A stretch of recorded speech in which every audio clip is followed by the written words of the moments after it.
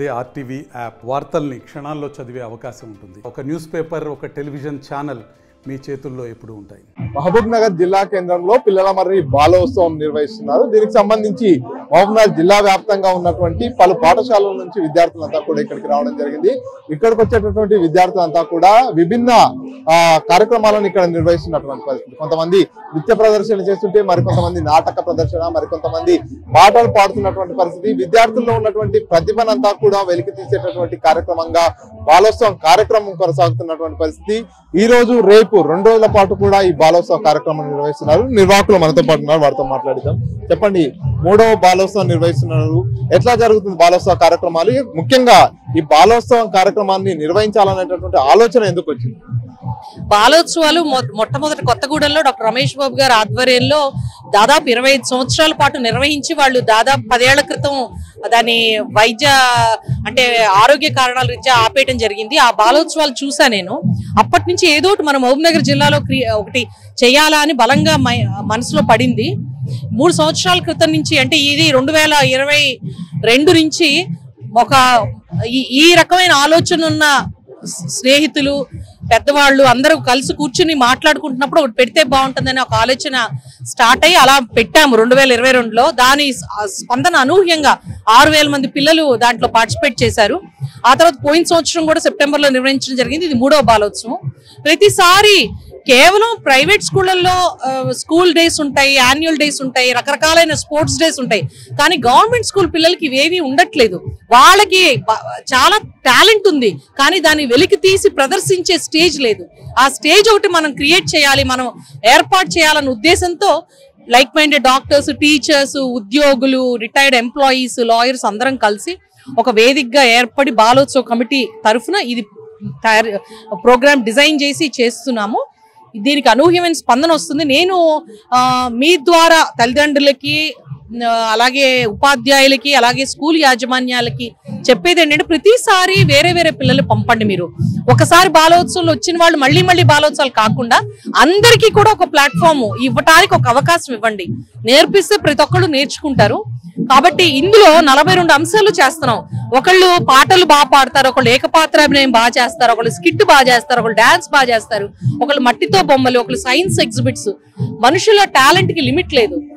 ఎవరికి ఏది ఉందో దాన్ని వెలికి తీసి ప్రదర్శించమని చెప్పటమే ఈ యొక్క స్టేజ్ ఉద్దేశము. గెలుపు ఓటములు అనేది జీవితంలో భాగాలండి. గెలుపు ఓటములు 2, ఒక నాణానికి 2 సైడ్లు.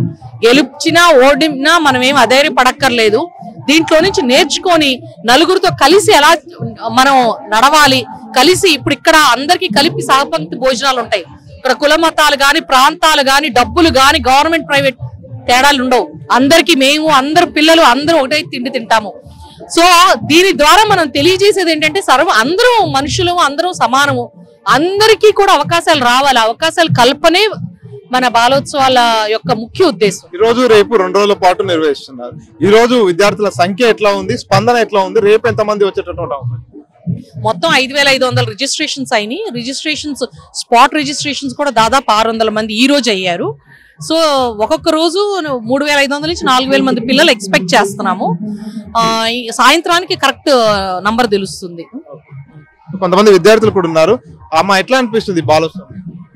First of all, good afternoon to everyone. My name is Vedagnya and I'm studying in 9th class.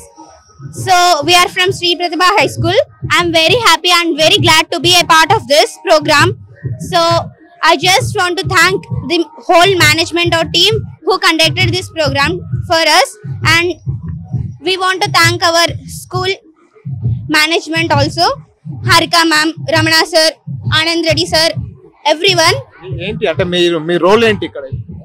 We have came here to perform a script, and here we see different types of people and performing different type of things, and we are very thank you for this opportunity.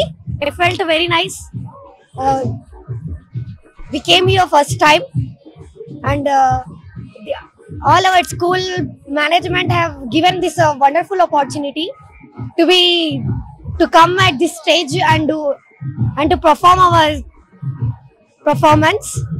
Thank you. మీరు మొత్తం రాణి Rudrama getup లాగా అనిపిస్తుంది. ఏంటి మీ character? Jhansi Lakshmi Bai.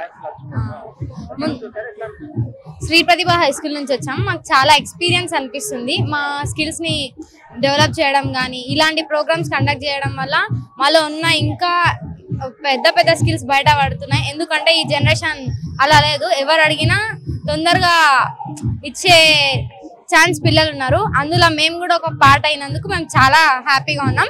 I thank for the management and I thank for our school to give this opportunity. Thank. గతంలో ఇటువంటి కార్యక్రమాలు ఎక్కడైనా చూసారా మీరు? చూడలేదు, చాలా తక్కువ. అందుకే ఇప్పుడు ఇట్లా చేయడం వల్ల మా స్కిల్స్ అనేటివి ఇంకా డెవలప్ అవుతున్నాయి. We are thankful to develop our skills. So ఇది పూర్తిగా ప్రభుత్వ పాఠశాలలకు సంబంధించినటువంటి విద్యార్థులకు ఇదొక మంచి ప్లాట్ఫామ్ గా ఉండాలనేటటువంటి ఉద్దేశంతో, విద్యార్థుల్లో ఉన్నటువంటి ప్రతిభను బయటికి తీయాలనేటటువంటి ఉద్దేశంతో ఈ కార్యక్రమాన్ని నిర్వహిస్తున్నట్టుగా నిర్వాహకులు చెప్పుకొస్తున్నటువంటి పరిస్థితి. విద్యార్థులు కూడా చాలా ఆనందం వ్యక్తం చేస్తున్నటువంటి పరిస్థితి. వారి లోపల ఉన్నటువంటి టాలెంట్ ని, వారి లోపల ఉన్నటువంటి ప్రతిభను బయటికి కనపరిచేందుకు ఇది ఒక మంచి ప్లాట్ఫామ్ గా ఉంది. ఇక్కడికి వచ్చినటువంటి విద్యార్థులంతా కూడా ఒక్కొక్కరు ఒక్కొక్క టాలెంట్ ని చూపిస్తున్నటువంటి పరిస్థితి అయితే ఇక్కడ ఉంది. ఎవరో పర్సన్ నర్సింగ్ రెడ్డితో మణికంఠ, RTV, మహబూబ్నగర్. మరిన్ని వీడియోస్ కోసం ఛానల్ ని సబ్స్క్రైబ్ చేయండి. లేటెస్ట్ అప్డేట్స్ కోసం వాట్సాప్ ఛానల్ ని ఫాలో అవ్వండి. ఆ లింక్ డిస్క్రిప్షన్ లో ఉంది.